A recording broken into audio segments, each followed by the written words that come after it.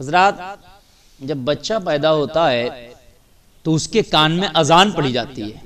आप देखते हैं आखिरकार ये अजान क्यों पड़ी जाती है?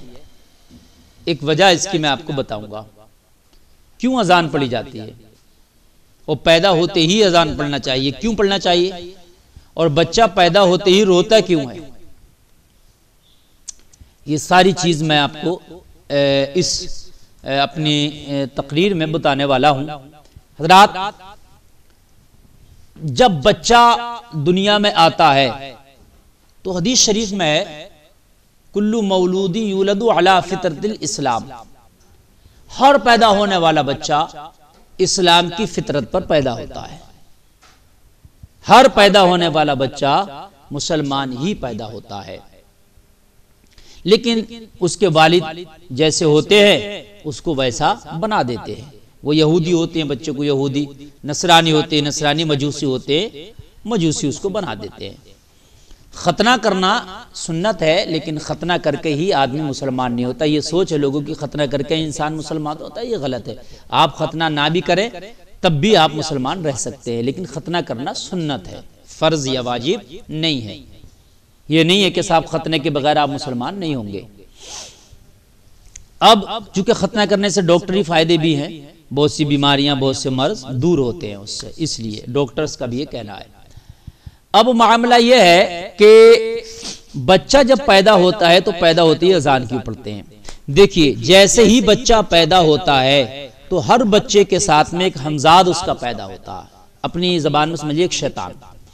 वो शैतान जो है उसको जिंदगी भर साथ भी रहता है और फिर उसको बरगलाता भी है, बहकाता भी है, वो हमजाद।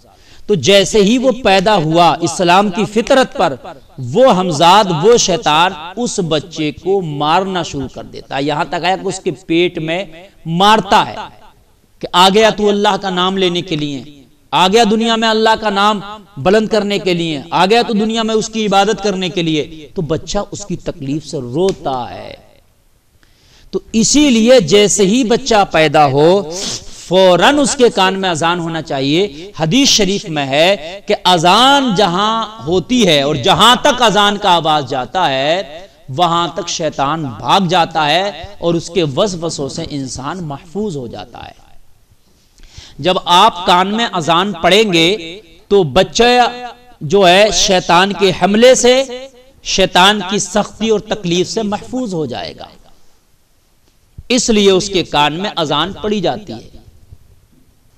और फिर बच्चे के कान में पैदा होते ही सबसे पहली जो आवाज आनी चाहिए वो अल्लाह अकबर की आवाज होना चाहिए।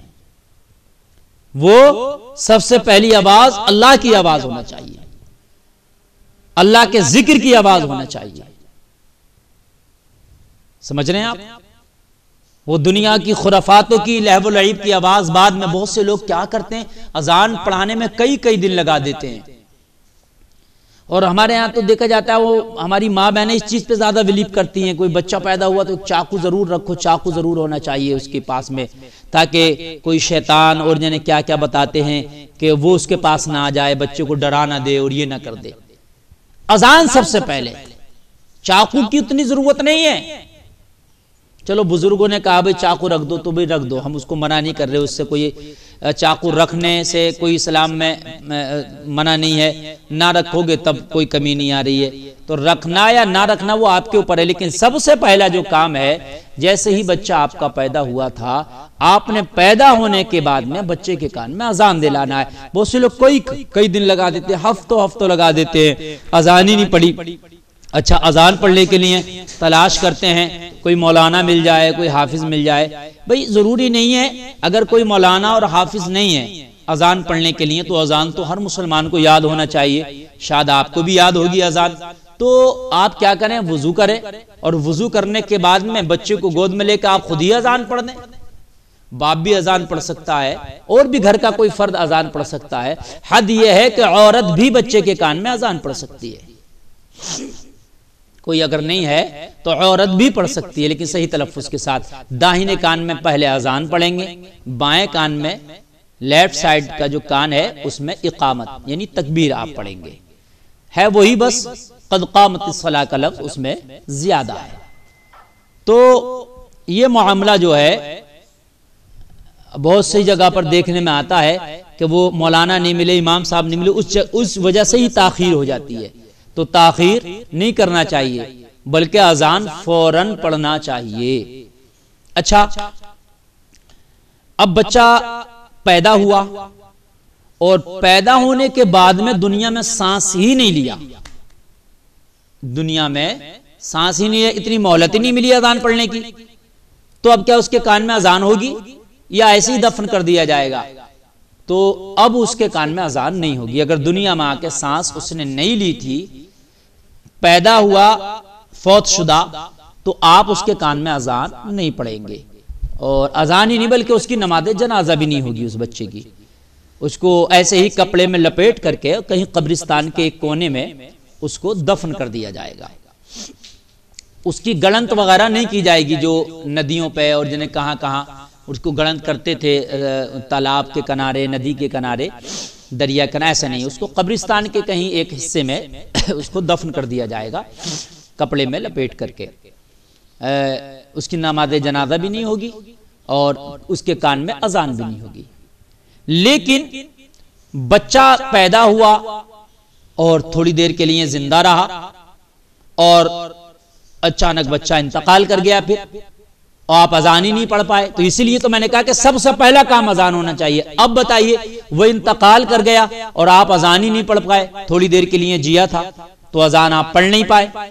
तो जब अजान नहीं पढ़ पाए तो बिना अजान दिए ही वो चला गया दुनिया से, तो इसकी जिम्मेदारी भी आपके ऊपर रह गई। कम से कम अपने पैदा होने वाले बच्चे को अल्लाह का जिक्र ना सुना सके आप, उसके कान में अल्लाह का जिक्र ना कर सके आप, इसके जिम्मेदार तो आप है ना।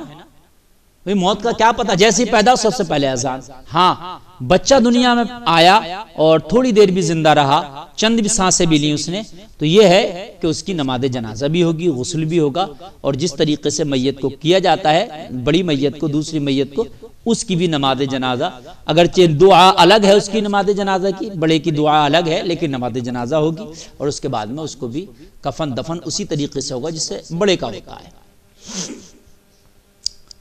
तो अच्छा, इससे अजान पढ़ने से बहुत सी परेशानी और बीमारियों से भी बच्चा छुटकारा पाता है। भाई अल्लाह का जिक्र है, अजान तो बीमारी हो तो अजान पढ़ें, आग लग जाए, आंधी आए, तूफान आए, जलजला आए, हर परेशानी में अजान पढ़ने का हुक्म है। तो बच्चा भी चूंकि अभी पैदाइश हुई है, ये बहुत सख्ती से गुजरा है। जब बच्चा पैदा होता है तो माँ पे तो सख्ती होती ही है, लेकिन बच्चे पे भी सख्ती होती है, बच्चे पे भी बहुत सख्ती होती है। तो बहुत सख्ती से वो गुजरा है, तो उसके कान में अजान पढ़ेंगे तो उससे सुकून भी मिलेगा। और जो एकदम बीमारियां हैं वो घेर लेती हैं बच्चों को पैदा होते ही, उस बीमारियों से भी वो महफूज रहेगा। चांसेस ज्यादा हैं, फिर भी बीमार हो सकता है अजान के बाद भी अगर उसकी किस्मत में है, लेकिन अजान पढ़ के उसके कान में चांसेस ज्यादा है कि वो बीमारियों से महफूज रहे, इसलिए कि आपने उसके कान में अल्लाह का जिक्र कर दिया। इसलिए बच्चा पैदा होते ही कान में अजान का एहतमाम होना चाहिए और कान में अजान पढ़ना चाहिए।